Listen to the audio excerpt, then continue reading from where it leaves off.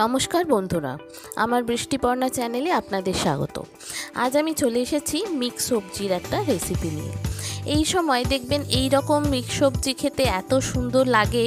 আর সবথেকে বড় কথা, এই যে ডাঁটাগুলো আমি নিয়েছি, সজনা ডাঁটা, এগুলো হচ্ছে এই মরশুমেরই ডাঁটা।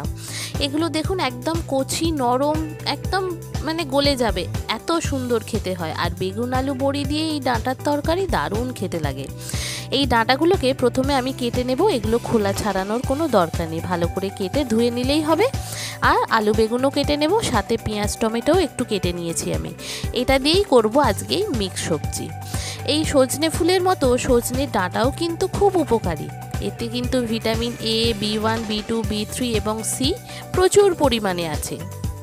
তাই এই সময়টা ফুল যেহেতু শেষ হয়ে গেছে, সজনে ডাঁটা কিন্তু আমাদের শরীরকে খুব ভালো রাখে আর পুষ্টিগুণে পুরো ভরপুর, এত সুন্দর।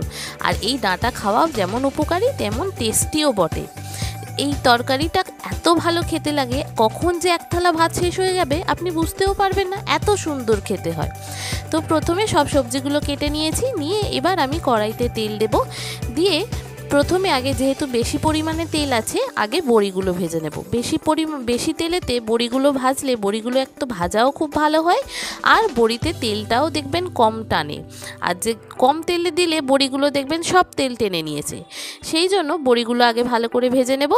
বড়িগুলো ভেজে তুলে নেওয়ার পর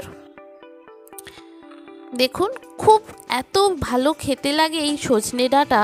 আর আমাদের শরীরে দেখবেন ক্যালসিয়াম, আয়রন, ম্যাগনেসিয়াম, ফসফরাসের যোগান দেয় এই সজনে ডাঁটা। প্রচুর পুষ্টি থাকে এই সজনে ডাঁটাতে। আর এই সময় দেখবেন এই কচি ডাঁটা এখনও বাজারে পাওয়া যাচ্ছে। এই কচি ডাঁটাগুলো যদি এরকমভাবে রান্না করে খান দারুণ খেতে লাগে। সজনে ডাঁটা এমনিই উপকার, শরীরের পক্ষে খুব ভালো। কিন্তু এই নরম ডাঁটাগুলো এত সুন্দর খেতে লাগে, খোলাও ছাড়াতে হয় না, কিচ্ছু না, জাস্ট একটু ভালো করে ধুয়ে পরিষ্কার করে আর জলে একটু ভিজিয়ে রেখে দিই, তারপরে এটা রান্না করে ফেলি। দেখুন বড়িগুলো ভাজা হয়ে গেছে, তারপরে আমি আলুগুলো ওই তেলে ভেজে তুলে নিলাম। এবার আমি একটু জিরে, 5 ফোড়ন, শুকনো লঙ্কা ফোড়ন দেব। ফোড়নটা যখন ভালো করে গন্ধ বেরোবে, দেখুন একটু 5 ফোড়ন দিলাম, সামান্য পরিমাণ, খুব বেশি না, 5 ফোড়ন দেব। একটু জিরে দেব, একটু গরম মশলা দিয়েছি। এগুলো সব ফোড়নটা যখন সুন্দর করে গন্ধ বেরোবে, ফোড়নের যখন ভালো সুন্দর গন্ধ বেরোবে, তখন আমি যে পেঁয়াজ কেটে রেখেছিলাম সেই পেঁয়াজটা দিয়ে দেব। তারপরে পেঁয়াজটা একটু ভাজা হয়ে গেলে টমেটোটা দিয়ে দেব। দেখুন ফোড়নটা ভালো করে ভাজা হয়ে গেছে। যে সমস্ত বন্ধুরা আমার ভিডিওটি দেখছেন অথচ আমার চ্যানেলকে বৃষ্টিপর্ণাকে সাবস্ক্রাইব ও ফলো করেনি, অনুরোধ করব তাদেরকে আমার চ্যানেল বৃষ্টিপর্ণাকে সাবস্ক্রাইব ও ফলো করে দেওয়ার জন্য। তাহলে যখনই নতুন ভিডিও আপলোড করব আপনাদের কাছে নোটিফিকেশান চলে আসবে ভিডিও আপলোডের। কেমন হলো রেসিপিটা অবশ্যই কমেন্ট করে জানাবেন, ভালো লাগলে একটা লাইক ও শেয়ার করে দেবেন। দেখুন পেঁয়াজগুলো আমি ভেজে নিচ্ছি। পেঁয়াজগুলো একটু ভালো করে ভাজা হলে তারপরে আমি টমেটোটা দিয়ে দেব। টমেটোটাও দিয়ে যখন ভালো করে ভাজা হয়ে যাবে, তখন যে বেসিক যে মশলাগুলো আছে সেই মশলাগুলো দিয়ে দেব। এত সুন্দর খেতে হয় দেখবেন এই মরশুমে এই সজনে ডাঁটা এত সুন্দর খেতে লাগে, যেইভাবেই রান্না করুন না কেন দারুণ খেতে লাগে। আর শরীরে প্রোটিন, ভিটামিনের যোগান দেয় এই, এবং শরীরকে পুষ্টিগুণে ভরপুর করে এই সজনে ডাঁটা। আমি হয়তো ঠিক অতটা জানি না, আমি শোনা কথা সজনে ডাঁটার এত গুণ। যেহেতু সজনে ফুল বসন্ত রোগের প্রতিকার হিসাবে আমরা খাই, সেই সজনে ফুল তো আর এখন পাওয়া যায় না, সেই জন্য সজনে ডাঁটাটা তার সাবস্টিটিউট হিসাবে আমরা এখন খেতে পারি। যাদের এই রোগ, ওয়েদার চেঞ্জের অসুখ করছে, যা শরীর খারাপ করছে, তারা কিন্তু প্রায়শই এরকম সজনে ডাঁটা খেয়ে থাকুন, তাহলে দেখবেন আপনার শরীরে বসন্ত রোগের যে সমস্যাটা থাকে সেটা কিন্তু মিটে যায়।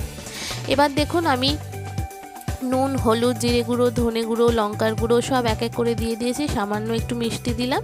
আর আমার এখানে আদা বাটাটা শেষ হয়ে গিয়েছিল, সেই জন্য একটু পাউডার আদা দিলাম। দিয়ে এটাকে ভালো করে কষিয়ে নেব। এটা ভালো করে কষানো হয়ে গেলে তারপরে আমি ডাঁটাটা আর বেগুনটা যেটা কেটে রেখেছিলাম সেইটা দিয়ে দেব। কোনো কিছু যদি ভুল বলি আমাকে ক্ষমা করে দেবেন, এগুলো আমার সব পড়া কথা। আমি যেগুলো যতদূর জানি, আমার মা বাবার থেকে যতদূর জেনেছি যে সজনে ডাঁটা বা সজনে ফুল খেলে এইগুলো উপকার পাওয়া যায়, সেগুলোই আমি আপনাদের সঙ্গে শেয়ার করছি। আমি যদি কোনো ভুল বলে থাকি আমাকে অবশ্যই ক্ষমা করে দেবেন। এবার এগুলো ভালো করে কষিয়ে নেব।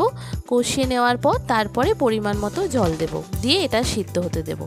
যে সমস্ত নতুন বন্ধুরা আমার ভিডিওটি দেখছেন অথচ আমার চ্যানেল বৃষ্টিপর্ণাকে সাবস্ক্রাইব ও ফলো করেননি, তাদেরকে অনুরোধ করব আমার চ্যানেলকে সাবস্ক্রাইব ও ফলো করে দেওয়ার জন্য। তাহলে নতুন ভিডিও আপলোডের সাথে সাথেই আপনাদের কাছে নোটিফিকেশান চলে আসবে ভিডিও আপলোডের।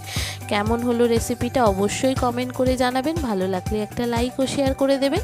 এবার সবজিগুলো যে আমি জল দিয়ে দিয়েছি পরিমাণ মতো জল, এবার সবজিগুলো একটু সিদ্ধ হতে দেব, তারপরে বড়িগুলো দিয়ে দেব। এখনই বড়িগুলো দিলে বড়িগুলো পুরো জলেতে ভেঙে যেতে পারে, সেই জন্য এবার জল দিয়ে ঢাকা দিয়ে দেব। তারপরে সিদ্ধ হয়ে গেলে তারপর বড়িগুলো দেব, দিয়ে তারপরে আবার একটু সিদ্ধ হতে দেব। নুন মিষ্টিটা একটু চেক করে নেব, নিয়ে একদম মাখো মাখো করে নামাবো। আমার তরকারিটা একটু মাখো মাখো খেতেই ভালো লাগে, কেন যেহেতু আমাদের বাড়িতে ডাল বা মাছের ঝোল যা হোক কিছু একটা হয়, সেই জন্য তরকারিতে ঝোল আমার ভালো লাগে না। সেই জন্য সবসময় আমি চেষ্টা করি তরকারিটা একটু মাখো মাখো করার। আর ডাল বা মাছের ঝোল তো রোজেরই বাড়িতে কারুর না কারুর হয়, আর আমার ছোট বাচ্চা আছে মানে নয় ঝোল নয় ঝাল, মাছের ঝোল ঝাল বা ডাল যে কোনো একটা রোজের হয়, সেই জন্য তরকারিটা আমি একটু মাখো মাখো করে তারপরে এটা নামাবো। দেখুন নুন মিষ্টিটা চেক করে নিলাম, নিয়ে এবার এটা একটু মাখো মাখো করে নামিয়ে নেব। কেমন হলো রেসিপিটা অবশ্যই কমেন্ট করে জানাবেন। আপনারা কিভাবে এই রকম রান্না করে খান ডাঁটার তরকারি, সেটাও আমাকে জানাবেন।